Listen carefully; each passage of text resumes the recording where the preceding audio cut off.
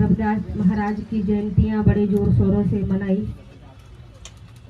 इस संसार में जैसे आकाश है, आकाश में कई तारे हैं और उन तारों में एक तारा और है जिसे कहते हैं हम ध्रुव तारा। वो सबसे ज्यादा चमकता है और उसे सबसे ज्यादा लोग मानते भी हैं। उसी प्रकार से इस संसार में संत बहुत हुए, बहुत तारे हुए, बहुत चमके, लेकिन संत रविदास जी एक सभी संतों में एक ध्रुव तारा थे। वो तारे क्यों कहे गए? उन्होंने एक ही लाइन में सब कुछ कह दिया। ऐसा चाहूं राज में जहाँ मिले सबन को अंग, छोटे बड़े सब सम रहे रैदास प्रसन्न। जब इस चौपाई को हम देखते हैं और हम जब गहराई से इस पर चिंतन करें तो इसमें बाबा साहब की जो प्रस्तावना है, जो संविधान की जो प्रस्तावना है, उसको आप पढ़िएगा। उसमें आपको संत रविदास की वाणी नजर आएगी। ये जो चौपाई है वो आपको उसमें पूरी नजर आएगी। उसकी व्याख्या संत कबीर उसमें नजर आएंगे आपको, उस संविधान की प्रस्तावना में। उस संविधान की प्रस्तावना में आपको संत चोखा मेला, संत घासीदास, संत पलटूदास, ऐसे कई संत महापुरुष हैं जिनकी विचारधारा को लेकर के बुद्ध सत्य बाबा साहब ने इस भारतीय संविधान की रचना की। और आज हम सभी स्वाभिमान से और अपने अधिकारों को लेकर के आज हम सभी बड़े ही स्वाभिमान के साथ अपना जीवन जी रहे हैं। तथागत बुद्ध ने कहा, कायाय शंबरो साधु साधु बाचाय शंबरो। काया पे संयम पाना बहुत सुंदर है और वाणी पर संयम पाना भी बहुत सुंदर है। फिर आगे कहा, काये न शंबरो साधु बाचाय शंबरो, मनसा संबरो साधु सभत्त संबरो। जिसने मन पर संयम पा लिया, काया पर संयम पाना अच्छा है, वाणी पर संयम पाना अच्छा है, लेकिन जिसने मन पर संयम पा लिया हो उसे फिर और किसी चीज पर संयम पाने की आवश्यकता नहीं। क्योंकि जिसने मन पर ही संयम पा लिया हो, क्योंकि जितनी भी कल्पनाएं हैं, जितनी भी दुविधाएं हैं, जितनी भी इच्छाएं हैं, जितनी भी तृष्णाएं हैं, सभी मन से उत्पन्न होती हैं। और जितनी भी अच्छाइयां हैं या बुराइयां हैं वो सभी मन से उत्पन्न होती हैं। तो जब मन पर संयम पा लेता है व्यक्ति तो उसका जीवन एक ध्रुव तारे की तरह चमकने लगता है।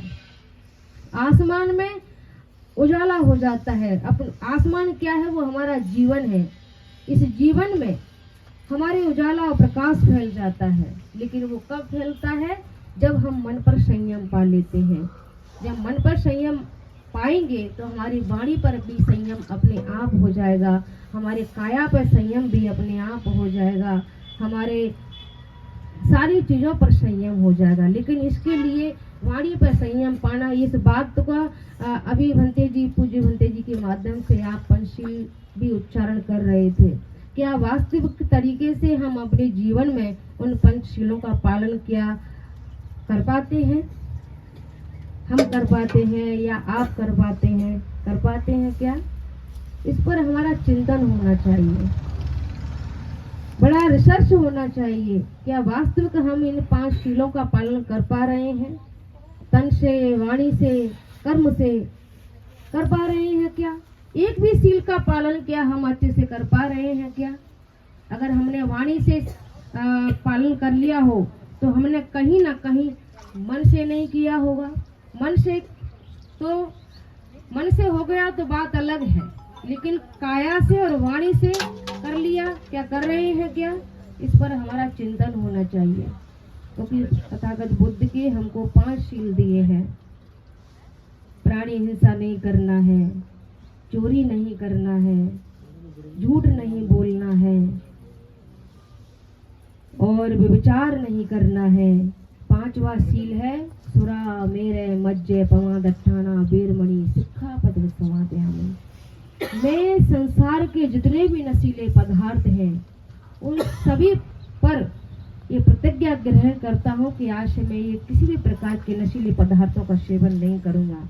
अगर इस एक शील का पालन हम अपने जीवन में कर लेते हैं केवल एक का ही कर लीजिए, लास्ट वाले का, तो उसके साथ साथ आपके सारे सीलों का पालन हो जाएगा। तो कि व्यक्ति जितने भी गलत रास्ते पर जाता है, जितने भी व्यभिचार करता है, जितने भी अशुभ कर्म करता है, वो व्यक्ति नशे में करता है। चाहे तो शराब का नशा हो, या फिर पद का नशा हो, या सिगरेट का नशा हो, या धन का नशा हो, या दारू का नशा हो, या फिर रूप का नशा हो। नशे सभी बर्बाद जीवन करने वाले होते हैं। किसी भी प्रकार का नशा अगर हमारी जीवन में या हमारी बॉडी में लग जाता है तो हमारा जीवन धीरे धीरे करके हमारा दुर्गति की ओर चला जाता है। हमारे जीवन में केवल दो ही कर्म हैं, एक शुभ कर्म है, एक अशुभ कर्म है। ये हमारे ऊपर डिपेंड करता है, क्योंकि हम स्वतंत्र प्राणी हैं। इस संसार में कई प्राणी हैं, मनुष्य है, पशु है, पक्षी है, छोटे मोटे कीड़े मकोड़े भी हैं, लेकिन मनुष्य स्वतंत्र प्राणी है। इसके पास इसके ऊपर किसी की लगाम नहीं लगी हुई है। ये स्वतंत्र प्राणी है। ये चाहे तो कुशल अकुशल कर्म करना इसके ऊपर डिपेंड करता है कि ये अपने जीवन में कुशल कर्म करता है या अशुभ कर्म करता है। ये अशुभ कर्म करता है तो वो अपना जीवन दुर्गति की ओर ले जा सकता है। शुभ कर्म करता है तो अपना जीवन प्रकाश की तरह महका सकता है, ध्रुव तारे की तरह चमका सकता है। बाबा साहब ने जब अपने जीवन में यहाँ तक पहुँचे, क्यों पहुँचे? उनके पास ऐसी क्या चीज थी कि वो यहाँ तक पहुँचे? आज भारत के मसीहा कहला रहे हैं। आज जो देश विदेश के लोग उनको पूज रहे हैं, ज्ञान का प्रतीक कह रहे हैं बाबा साहब को। ऐसी क्या चीज थी बाबा साहब के पास? क्या वो चीज हमारे पास नहीं है? क्या नहीं है हमारे पास? माता सावित्रीबाई फुले को आज माँ कहा जाता है, त्याग की देवी कहा जाता है, बलिदान की देवी कहा जाता है। माता सावित्री फुले को क्यों कहा जाता है? क्योंकि उन्होंने त्याग किया। वो ऐसा क्या त्याग किया? क्या वो त्याग कुछ अलग था, इसे हम नहीं कर पा रहे? ऐसा क्या छोड़ दिया उन्होंने? अन्न छोड़ दिया? क्या छोड़ दिया उन्होंने? श्रृंगार करना छोड़ दिया? क्या छोड़ दिया उन्होंने? कुछ तो छोड़ा होगा। उस पर हमारा चिंतन होना चाहिए। वो त्याग की देवी कैसे कहलाई? समर्पण की देवी कैसे कहलाई? वो भारत की माँ कैसे कहलाई? वो विद्या की देवी कैसे कहलाई? इस पर हमारा चिंतन होना चाहिए।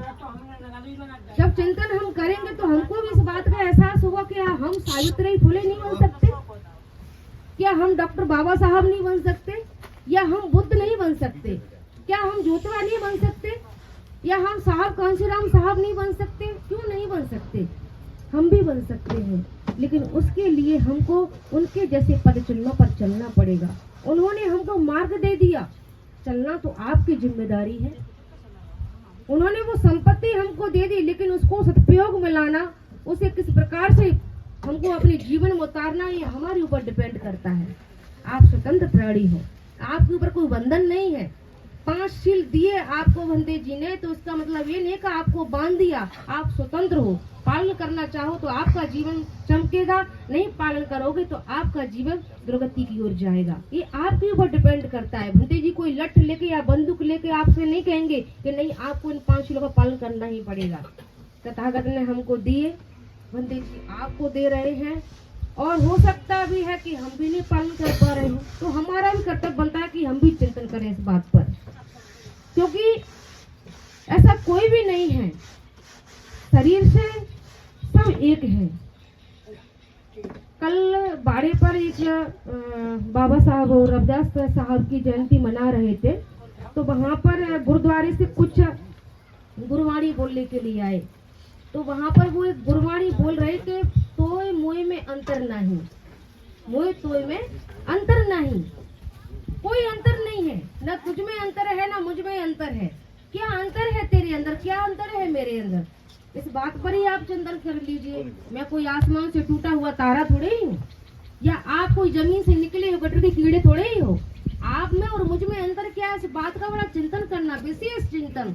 जब आपको नजर आएगा कि वास्तविक मुझ में और बाबा साहब में अंतर कितना है, या मुझ में और ज्योतिबा फुले में अंतर कितना है, वो ऐसे कैसे चमक गए? आज वो नहीं है, लेकिन उनका नाम, उनका कर्म अभी भी जिंदा है। ऐसा क्या करके गए, इसका चिंतन तो हम आप सभी को करना हमारी जिम्मेदारी है। अगर हम अपनी जिम्मेदारियों से भाग जाते हैं तो संत कहते हैं कि पूत सपूत को क्या धन संचय और पूत कपूत को क्या धन संचय। सपूत बच्चे के लिए आप कितना भी धन इकट्ठा करने की आपको आवश्यकता नहीं है, क्योंकि वो सपूत है। आपने उसको संस्कार दिए हैं, वो वातावरण दिया है, आपने उसको संस्कार ऐसे दिए हैं कि उसके लिए आपको ज्यादा हाथ पैर मारने की आवश्यकता नहीं है। आपने उसको इतनी अच्छी उच्च शिक्षा दे दी है कि वो खुद से उतना तो इकट्ठा कर ही लेगा अपना जीवन यापन करने के लिए। और कपूत औलाद है, कपूतों के लिए आप चाहे कितना भी इकट्ठा करके चले जाओ, वो आपका सारा का सारा ठिकाने लगा देंगे। और आप कितने भी हाथ पैर मार लो, करोड़ों इकट्ठे करके चले जाओ, लेकिन अगर आपकी औलाद है, कपूत है, तो उससे आपका कोई भी लाभ होने वाला नहीं है। तो हमको ये अपने आप में चिंतन करना चाहिए कि हम कहीं महापुरुषों की जो कपूत संतानें तो नहीं है। जो हमारे महापुरुष हमारे लिए इतना कमा कमा के रख गए, ये कमाई तो है हमारे महापुरुषों की। इस वजह से आज हम इतनी स्वतंत्रता से, इतने स्वाभिमान से, इतने सम्मान से आज हमको यहाँ पर बैठे बैठे पानी पिलाया जा रहा जगह जगह पर। ये बाबा साहब का ही तो बलिदान है, ये जोता फुले का ही तो त्याग है, ये माता रमाई का तो त्याग है। माता रमाई अगर वो चाहती तो बाबा साहब को जहाँ पर वो आप सभी को स्वतंत्रता का जो स्वाभिमान का जो जीवन दिया है, वो शायद है कि हम आप सभी को मिल नहीं पाता। क्योंकि माता रमाई को समझिए कि जैसे हम कैंडल को जलाते हैं, कैंडल को जब हम जलाते हैं तो उसके प्रकाश को हम देखते हैं, लेकिन उस मोम के अंदर जो जल रही बाती है, जो धागा है, उसको कोई नहीं देखता, केवल उस उजाले को देखते हैं। तो बाबा साहब के प्रकाश को देखा, लेकिन बाबा साहब के अंदर जल रही माता रमाई को नहीं देखा किसी ने। वो जब जली, जब वो धागा जला उस कैंडल के अंदर से, तब वो प्रकाश हुआ।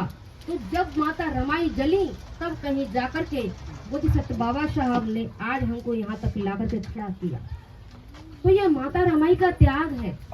आज अगर हमको अपने घर से, अपने परिवार से हमको संस्कार बनाना है, तो हमारी बहनों, हमारी बेटियों को संस्कारवान होना अति आवश्यक है।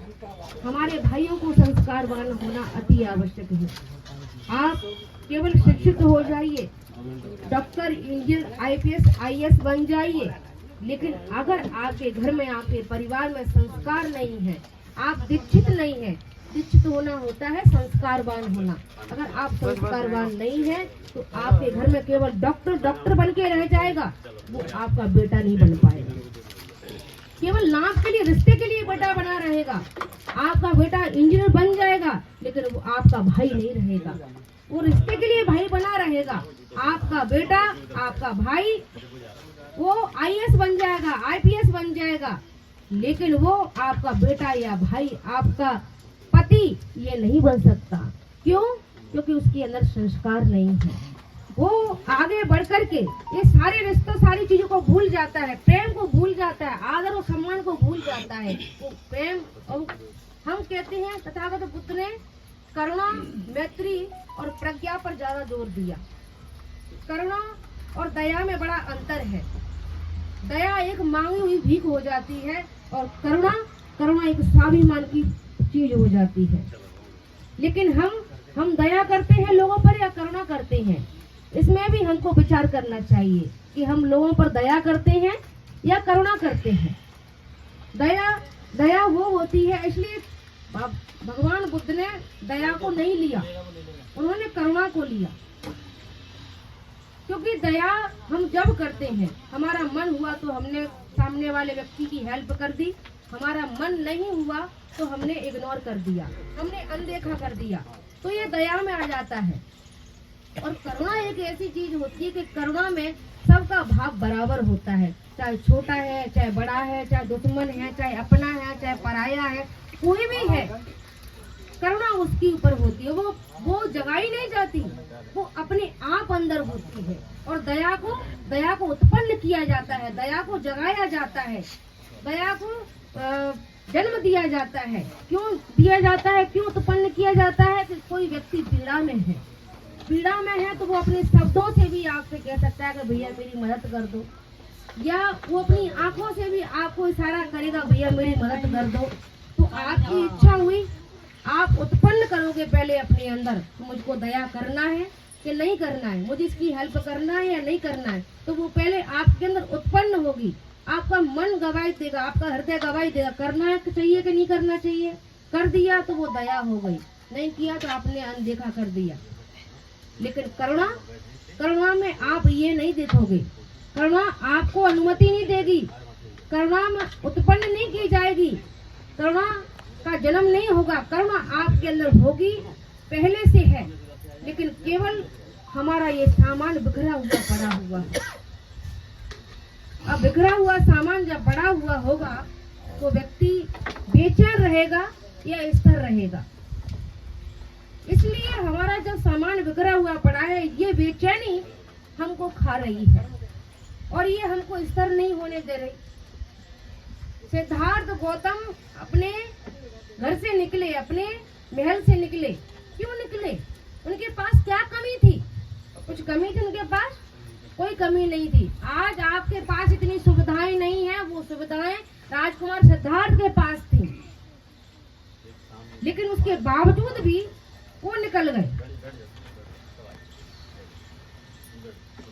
वो 7 कोलियों में एक नदी के लिए झगड़ा भी हुआ तो उसका भी संकेत लेते हैं, लेकिन वो उसमें भी हाँ कर सकते थे, या तो इस पार्टी में हो जाते या उस पार्टी में हो जाते, लेकिन उन्होंने देश निकाला स्वीकार कर लिया। वो चाहते तो नहीं जाते, वो राजा के बेटे से मना करते तो नहीं जाना मुझे, नहीं करना मुझे ये, लेकिन वो उद्देश्य को लेकर के उनको एक सहारा मिल गया। वो पहले से बेचैन थे। वो बेचैन क्यों थे? वो बेचैन इसलिए थे कि उनका सामान जो था वो बिखरा हुआ पड़ा था, उसको वो व्यवस्थित तरीके से खोज नहीं पा रहे थे, और उसको खोजने के लिए व्यक्ति को एकांत में बैठना पड़ेगा, स्थिर बैठना पड़ेगा। आपकी कोई चीज खो जाए, आप ढूंढते रहिएगा।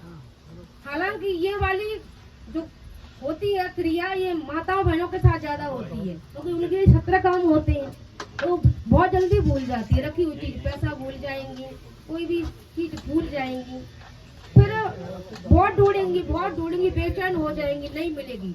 लेकिन कुछ जब वो काम कर रही होंगी और उनका ध्यान एकाग्र होगा उस चीज पर, तब उनको अचानक से याद आएगी, अरे मेरी चीज वहां रखी।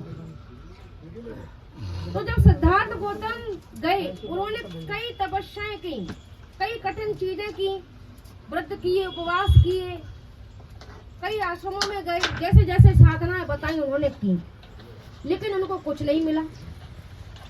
मिलेगा कहाँ से? जब कहीं होगा तभी तो मिलेगा।